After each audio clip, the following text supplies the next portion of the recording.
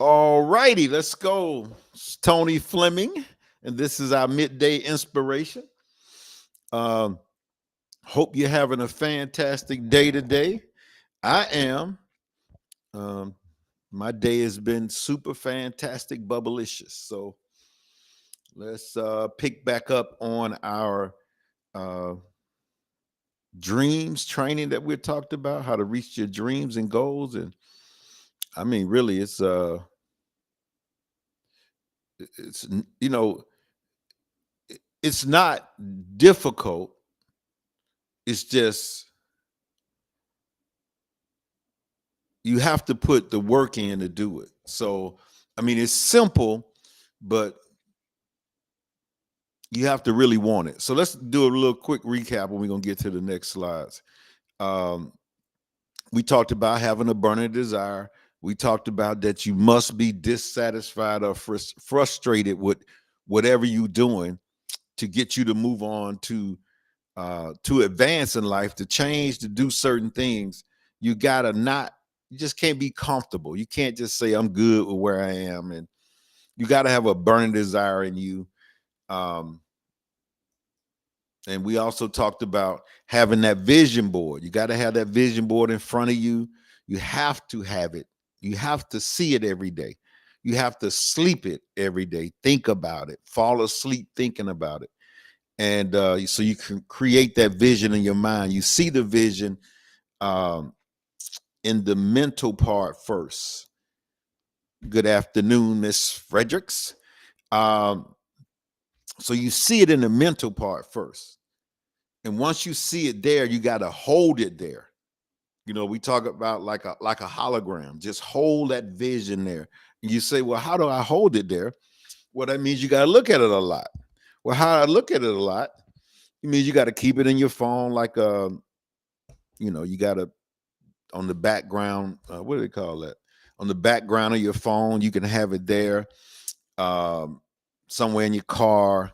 We used to put the vision in the visor, and when you drop down the visor, you have something right there that you can look at. That's a part of your vision. So that means it's keeping it in front of you at all times because it's easy for it to fade. For you, so many things that you're doing during the day, and that even though you want it, that vision can be out of sight. And when it's out of sight, it's out of mind. So do your best to keep it, little things that, even when you turn your phone on or turn it off or something, it might be something that pop up that way. If you're a techie, you know how to do that kind of stuff.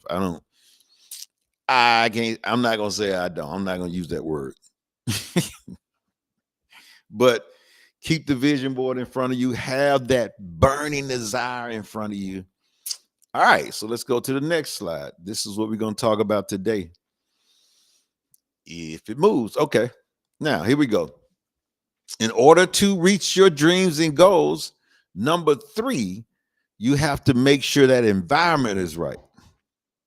You have to make sure your environment is right, which means that you might be lonely, which means you have to separate from those people in your life that are just draining you or not going the same way you're going, don't have the same type vision, don't see, a brighter future.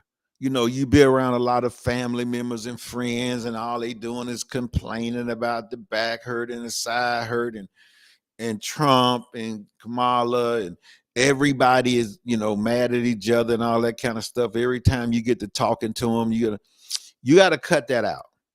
I'm not saying tell your friends um, that you're not going to be around them. I'm just saying don't be around them. If they call, you got something else to go. I know you saying these are my friends, and you have a attachment to them, and you love them, but that's when the loneliness come in at, and you got to be able to deal with that. You got to be able to say, I'm gonna be here by myself or with my wife or husband or whatever. But see, they might be the problem too. That person you lay your head down with at night, that significant other, could be a person that you have to separate from also. Well, it depends on how bad you want your goals and dreams. If you good with that and that spouse is not giving you juice, that spouse is not behind you 100%, that spouse is not telling you you can do it and let's do it this, let's do this, and can I help you that way, then that person is draining you, man. And I don't tell anybody to quit that, but you have to make that decision. Some people have made that decision. Some people say, I love my spouse enough that I'm just going to stay with them and we're going to just be happy and average, I guess. And we'll just do the little things that everybody else does. We'll be the status quo. We'll do everything because I love him or I love her. And hey, that's your decision. But if you have bigger dreams and goals and you realize that my significant other, whether it's a boyfriend, girlfriend, husband or wife, my significant other is draining me, and I believe that I don't need that drainage in me. You got to make a bold decision. You know how some people, when they get divorced, they just so frustrated with the situation, they're like, this ain't gonna work. But if you good with it, you good with it. So let's just say you good with it and everything's great. You still have to separate from those knucklehead friends and those people that's been around you for years that just not changing. They're not listening to calls like this. They're not in the environment that, you know, talks about success and how you can be successful. Great afternoon, Miss Coleman and Miss Austin. I see my 5%ers are here. So, you know, it comes with the territory, man. I mean, it comes with the territory. I remember when I first started separating from my friends a while back. That's really why number two, the next point, what made me, I created new friends, and they were the books. They were my new friends. I couldn't wait to finish a book and get another one. Let me see what my other friend talking about. And all my friends I was reading, they were wealthy. They were rich. They had success because they was writing about it in the books. And so I was reading the books thinking, man, me and Leroy don't talk about this. Me and Junebug, we ain't never had these kind of conversations. And I was saying, I never really met in person a rich person, but I see how they think here. You know, how rich people think. I see now because I'm in their environment. They put all their stuff in the book and it's on a shelf. You go to the library and get it. You can go to the bookstore and buy it. You can go online on Amazon and have it shipped to you. And you'll be shocked. You will be shocked about what your new friends are talking about. Oh my God. I used to close the book at night before I went to sleep and thinking, 90% of these guys I've been around for I don't know how long, they don't know this stuff. They never read this stuff. They don't talk about this on the news. They ain't talking about this on the sports channels. They not talking about this stuff anywhere. They wouldn't talk about it anywhere. I'm sure they was talking about it in the private clubs they were in. I'm sure they were talking about it in their community. I'm sure they were talking about it in all those places. But in my hood, in my people, so I'll be in there just, I'm just, jumping up and down because it's like I found something now. Because it's no difference than when I was partying a lot. I was jumping up and down then because it's almost like I have this addictive personality. It's like when I get involved with something, I just go for it. I get it. I get it. And so when I got involved with these books, and also at that time it was CDs. I mean, you can have audios now, like you can plug it into your phone and play it in your car. I mean, you got all kind of ways to listen to audios, and audios are great too. Audios, I'm coming to that, you know, thought process where people fight the book so much. Okay, get the audio, man. Get the audio. Find the audio and listen to it 2 or 3 times in your car, when you walking around, when you working out. Feed your mind with that stuff, man. Because your environment is so important when you are going for success. The environment, the people you're around is so important. It makes me think about, growing up as a kid in the fourth grade, third grade, fifth grade, when my mother always say, um, who's that guy with you? And I said, oh, that's my friend Roderick. And me and Roderick was together every day after school. Like, I mean, we was like freaking frat. Roderick lived 2 streets over from me. And my first thing my mom would say, what does Roderick parents do? Who are they? I didn't know. As a kid, no, we didn't think about that. I just go over the house and go in there. So I never really thought about that. I just told them, where they live and all this kind of stuff. But they were trying to find out who was in my environment. Why? Because your environment is so important. Duh. I'm telling you, your environment is so important when you're going for your dreams and for your goals. And the first thing that happens is loneliness. And that's why people run back to the pack. You can't, you're not calling such and such. You're not calling this person. You're not, because they're not talking about what you're talking about now. You got some new stuff from these books that you're reading, and now you want to talk about that. And you on the phone with them, mentioned something that you read from a book, and they talking about Atlanta Housewives, which that's fine if they don't have goals and dreams outside of their job.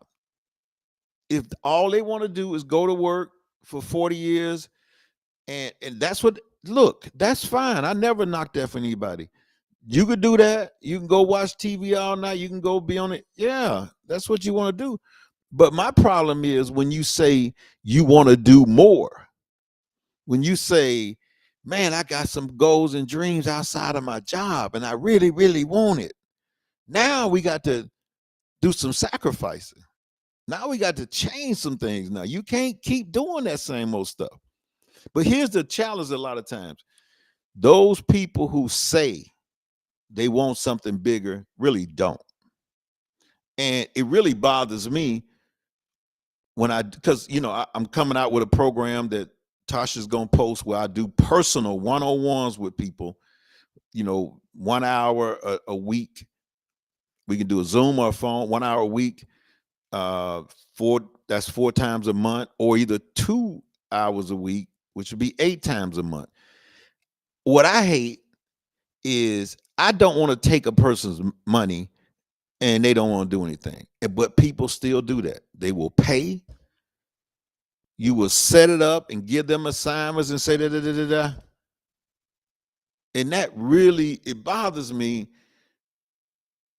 because I got their money and they just don't. I mean, I'm like, man, if I'm spending my money, that's one of the reasons why, when I was in the gym for the last 15 years, I'm not in there now because my shoulder, I can't, not can't, but I just not in there now. I'm on the streets. But when I went into the gym every day, I had to have a personal trainer.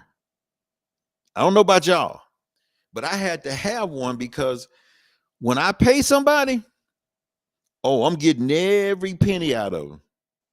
Every red cent out of them, because I paid somebody. I gave them my hard-earned money, and I knew that if I did that, then I'm gonna show up to get my money's worth.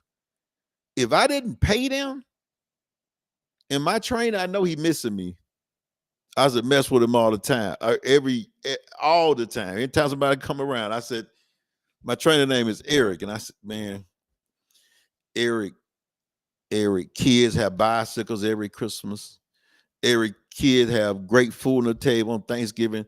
And all that's coming from me. Because I'm paying Eric well, and we taking care of the family. I'm telling you, I pay my money, I'm gonna show up. And I was showing up five days a week. And sometimes on Saturday, if Eric was there, I would come in and kind of work out with him. So, and like I said, if somebody were to pay me, which I'm gonna have a program out here, which, if you pay me, I'm gonna be in your AZZ for that 1 hour, for that 2 hours. I'm gonna be up in there with a flashlight. If we gonna get it right, because that's what you want, right? If you pay me, that's what you want, right? Then they don't show, don't call when they're supposed to call. That's why it's 10% of people in this country that get things done. The other 90%, they just, I don't know. I say walking around undiagnosed as being lazy. No, I ain't gonna use that word lazy, because that's a hard word. You call somebody lazy. That's just they just programmed. We're walking around 95% of programming in our head from our early childhood. 95%. The other 5% is the new things. So, in order to address that programming, is to read books. Because the only way you're going to address it is you're going to read something in a book from a person who you admire, somebody who's wealthy, somebody that's changed their life, and it's going to say this, did this. And your program is going to kick in and say that you got from your childhood. Now it's time to, that's a fork in the road now. Now it's time to decide, do I want to keep that same BS I grew up with? Or I'm going to go with this book where this guy is wealthy or this lady is wealthy and changing her life. I'm going to follow that. That's the only way you change the program, is by getting different perspectives.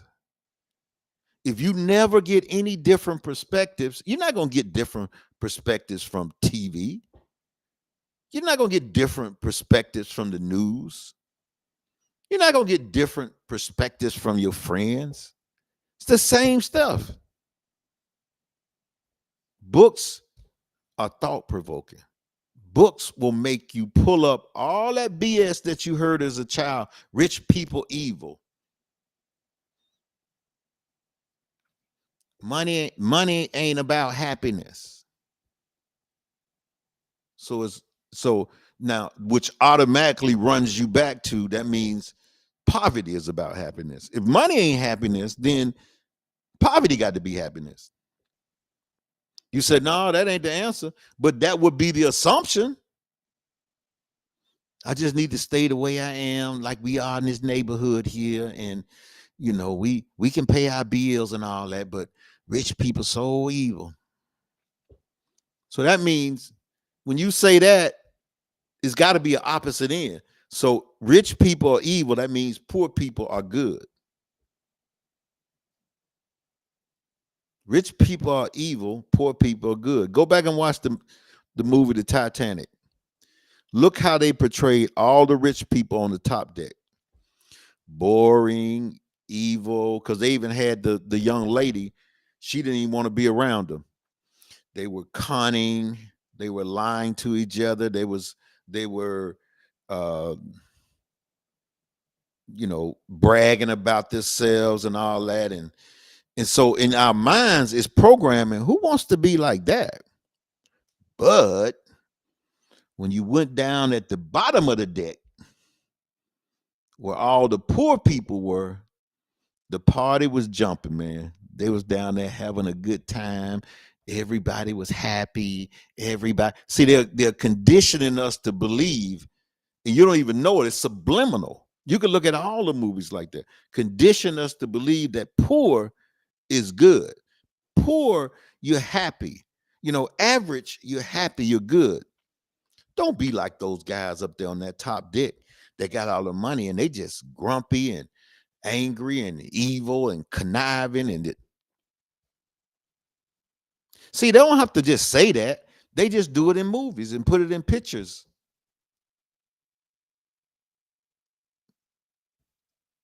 That's why you have to read thought-provoking books and leadership books and mass, because the wealthy is talking in the book. They're like, you know, I don't know why y'all think that, but that's not how we. And I know why they think it, because they program us to think that. They program us to believe that making money is not, you know, the love of money is the root of all evil. So that means if the love of money is the root of all evil, so then if I just hate money, since I don't love it, I'm gonna go to the opposite end and hate it. If you hate money, you won't get no money. If you say, you know, nobody's saying money is everything, but if you're afraid to say that and you want to, you know, that's like saying to your girlfriend or your boyfriend, you ain't everything. I hate you. I can't love you, so I hate you, and you ain't everything. How long you think your husband or girlfriend gonna be around, or boyfriend? They gone. That's what we do with money. That's what we do with money, because we've been programmed to think that way. And I know people say, well, no, Tony, I'm not really like that way. And see, the programming is deep, it's buried deep inside of us that we don't even remember that we remember. So your brain holds everything. This thing don't go away. I could just right now, I'm picturing the third grade when me, Bert, Ricky, and Eric, the third grade, we skipped some little class we was in on a break. And this is third grade. And we went to the back of the school. There was a fence back there with a little hole or opening in it. All of us went through that little hole opening and ran down to Titwell's store. It was a store called Titwell down the street on the corner. Now, we dummies don't realize that Mr. Titwell know the principal of the school. So we run in there buying our little candy and bubble gum and all this kind of stuff. We like, yeah. Titwell on the phone calling the principal.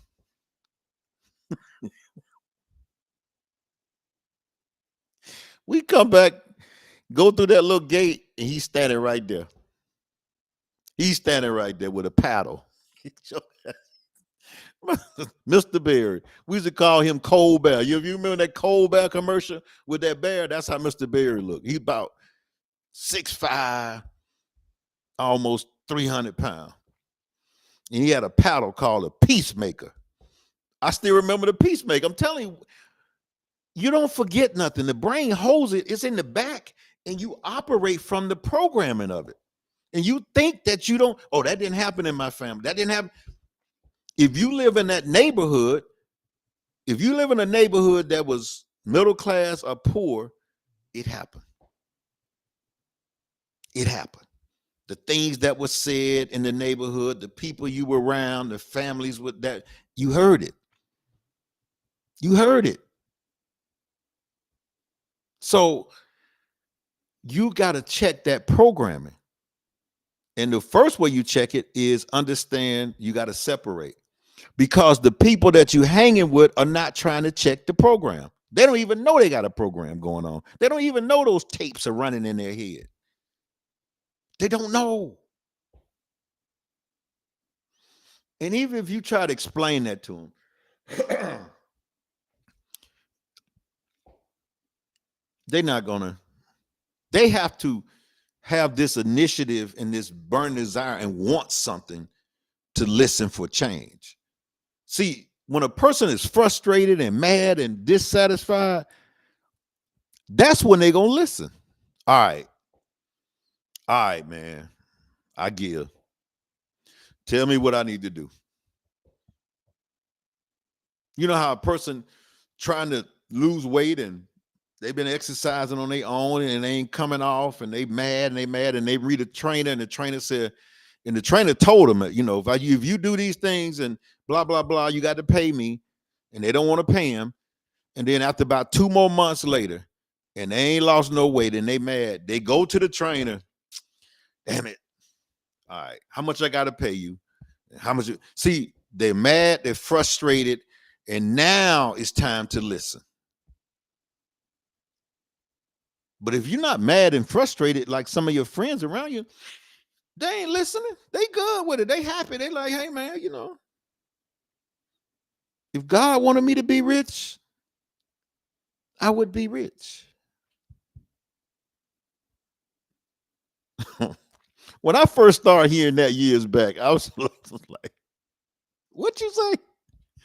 If God wanted me to be rich, I would be rich. That's the thing. Okay, so that's how you think about how you gonna get money if God wants you to be rich. Okay. If God wanted you to brush your teeth, wouldn't he brush your teeth for you? I think he wants you to, but why you brush your own teeth? Why you wash your own face?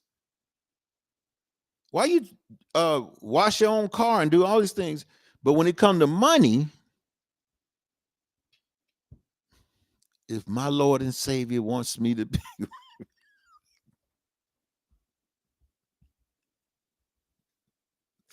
after a while, I found that, man, the stuff that I used to hear, you know what I said? They ain't ready. They ain't frustrated enough.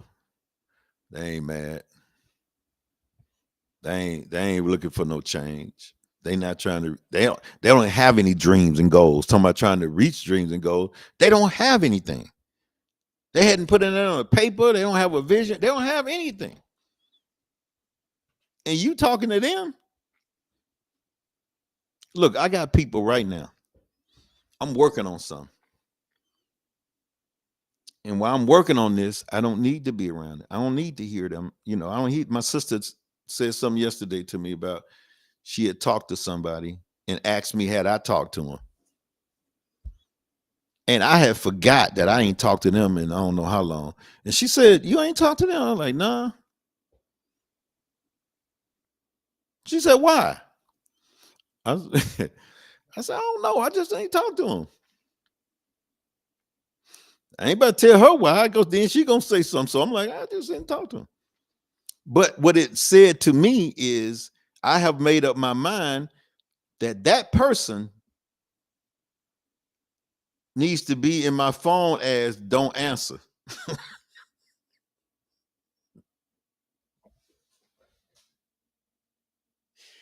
Don't don't answer one, and then another is don't answer number two, and then number three.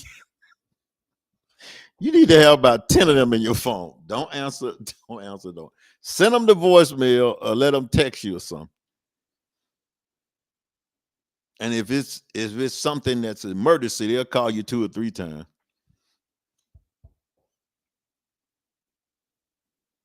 But until you frustrated and dissatisfied and want something better for your life, these things doesn't mean anything to you. Absolutely nothing. Absolutely nothing. They don't mean anything. And then even some people who really feel like they want something, they still got to deal with the things they need to do. I used to ask people all the time when they came in business with me, I would say, I need to know from you, what are you willing to sacrifice?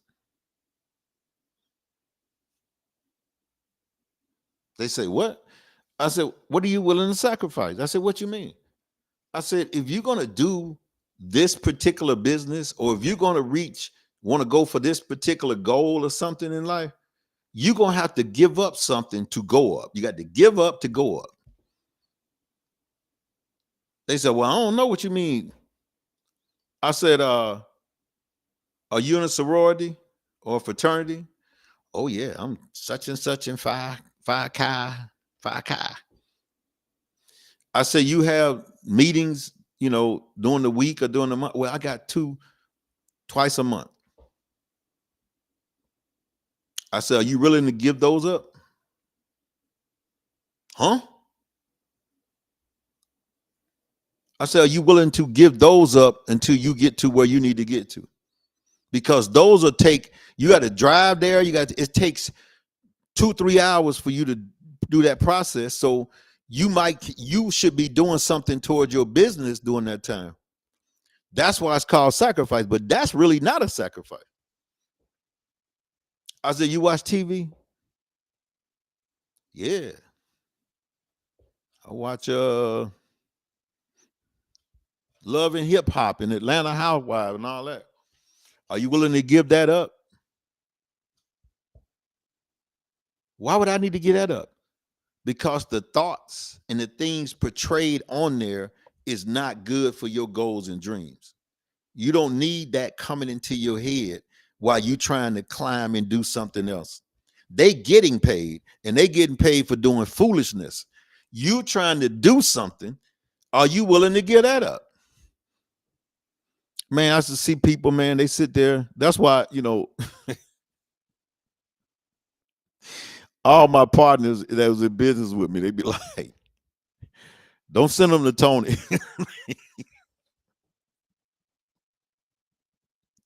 He gonna tell them the truth. I'm like, okay, what you want me to say? Y'all ain't gonna tell the truth. We're gonna make some money off of. Like, what?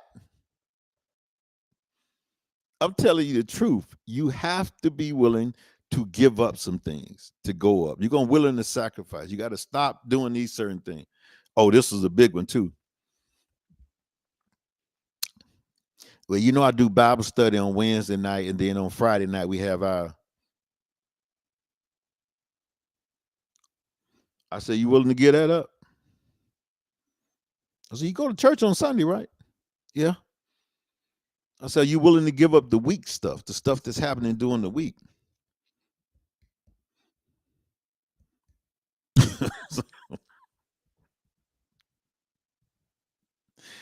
Sacrifice, folks. And guess what? Special announcement. You can do everything we talk about, and it still might not happen for you. But special announcement again. If you don't do these things, it ain't no might not happen for you. It won't. Guarantee it won't. Guarantee it won't. Guarantee that you're not, unless you playing the lottery, unless your family's gonna pass you down some millions, you won't have those things that you're talking about. Guaranteed. And then I'm gonna tell you, if you go through all of this, it could be a possibility that you don't get the things that you want. You might get too close to it, and see, when I say that part, people, that's their exit, that's their excuse. Instead of grinding it all the way out, they get to a little bit and they say, well, Tony did say it might not work for me, and I'm gonna stop now.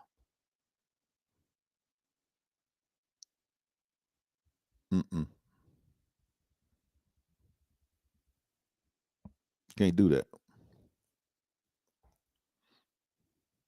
Loneliness is a part of success. Reading books, listening to audios, changing your environment is a part of success.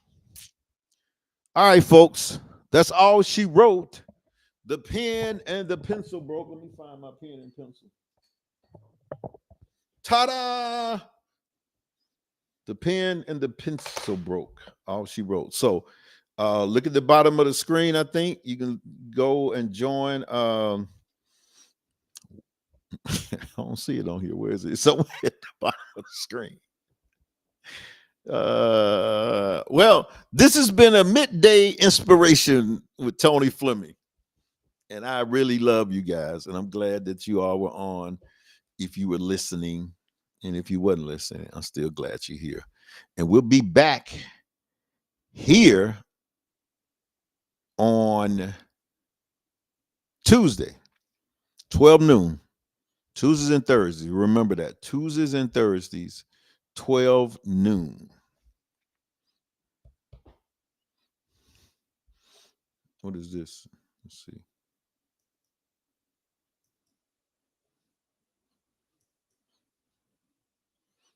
Something just popped up. Oh. Thank you, ma'am, Miss Austin. And thank you, Miss Coleman. And thank you, Miss Fredericks, for being on.